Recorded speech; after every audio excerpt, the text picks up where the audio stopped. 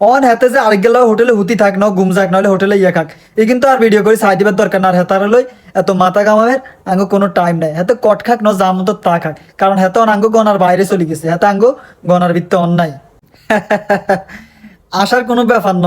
ঘটনাটা হয়েছে সাকিব আল হাসান কোন হোটেলে যায়, কার লগে খাইব, কার লগে কি করব না করব। ঘটনা কি হাতে বলে কি ওই যে নাফিসে কামাল বলে কোন দেশে হোটেলের মধ্যে বই রয়েছে কুঙ্গা ভিডিও করে চাই দিছে হুরা ভাইরাল হয়ে গেছে। হুদা এটা ন এটার আশেপাশে কোন হোটেল বুকিং করছে বলে চাই দিনের লয়।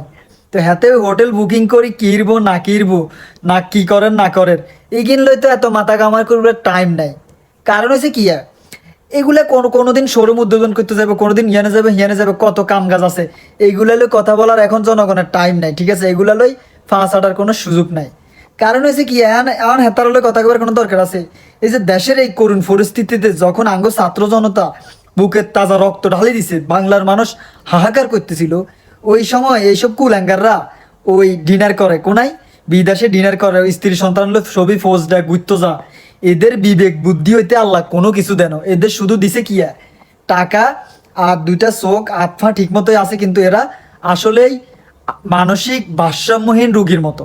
এরা উপরে দিয়ে মানুষের কাছে ভালো সাজে, কিন্তু এদের ভিতরটা একদম ফুঁসে গলে নরম হয়ে গেছে। কি কারণে বলতেছি? দেশের ওই করুণ পরিস্থিতি প্রত্যেক মানুষের অন্তর থেকে অন্তত কিছু করতে পারতেছে না পারতেছে, অন্তত ফেসবুকে একটা ফোর্স দিয়ে প্রতিবাদ করছে। তুই ফোর্স দিস না ভাই, তুই অন্তত ফোর্স দিস না। তুই এই পরিস্থিতিতে ঘরে লুকাই থাক, তুই এই পরিস্থিতি ফ্যামিলি লয়ে ঘুরতেছস, আনন্দ করতেছস, এটা সোশ্যাল মিডিয়াতে ছাড়তেছ। ওই টাইমে তো মানুষের তোর প্রতি কতটুকু ঘৃণা জন্মাইছে এটা তো বলার ভাষা নাই।